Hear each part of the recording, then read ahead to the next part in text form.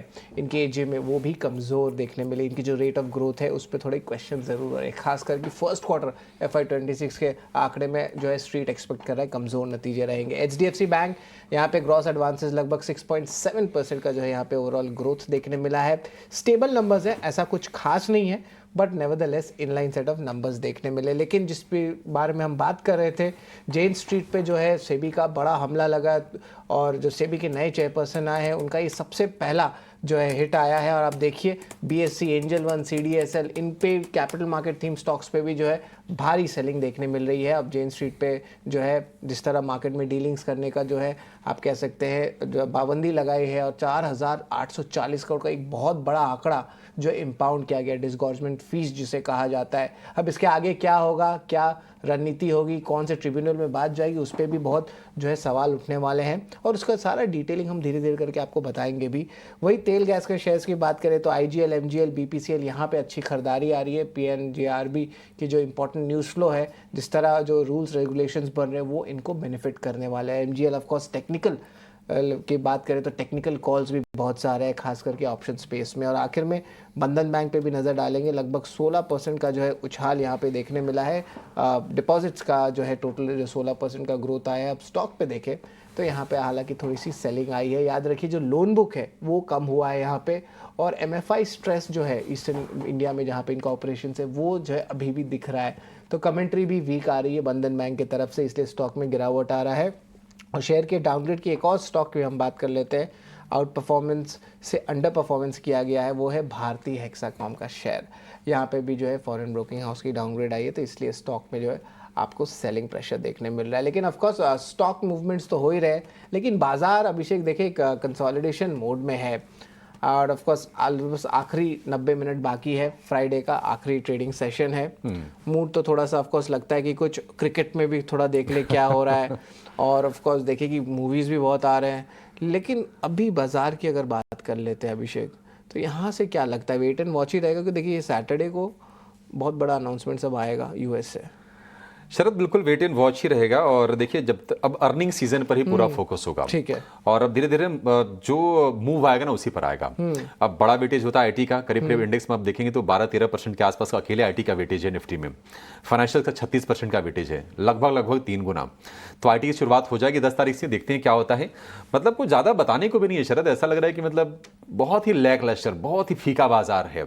Stock specific action आ रहा है, लेकिन निफ्टी आप देखिए 5वें दिन कंसोलिडेशन है। सुबह हमने कहा कि 25,300 का सपोर्ट लेवल रखे चलिए, 25,300 आज रेस्पेक्ट हुआ है और उससे थोड़ा सा ऊपर आया है। मतलब फ्रैक्चर्ड है बाजार पूरा, कोई एक ऐसा नहीं कि कोई सेक्टर एक डिसाइसिव मूव दे रहा हो, चाहे तेजी का या फिर मंदी का। आईटी से फाइनेंशियल, फार्मा, कंजम्पशन, ये जो शेयर्स हैं थोड़े से प्रेशर में कारोबार कर रहे हैं, आज थोड़े सपोर्ट दे रहे हैं बाजार को। लेकिन मेटल, ऑटो, पावर और सिलेक्टिव प्राइवेट बैंक ये आज दबाव में कारोबार कर रहे हैं। मिड कैप, स्मॉल कैप, जहां पर हमने देखा कि लगातार 8 दिनों तक जोश कायम था, अब वो जोश धीरे धीरे इनका भी कम हो रहा है। आज हम देख रहे हैं कि 0.25% के आसपास की कमजोरी है। हालांकि आप देखेंगे मार्केट ब्रेथ ज्यादा कमजोर नहीं है, ऐसा नहीं कि 2000 शेयर ऊपर, हाँ मतलब मिक्स्ड ही एक तरह से, थोड़ा सा गिरने वाले शेयरों की संख्या थोड़ी सी ज्यादा आपको दिखेगी। हालांकि यूरोपीय मार्केट में हम देख रहे हैं कमजोरी पर शुरुआत हुई है। डाउ फ्यूचर करीब 230 अंक नीचे है।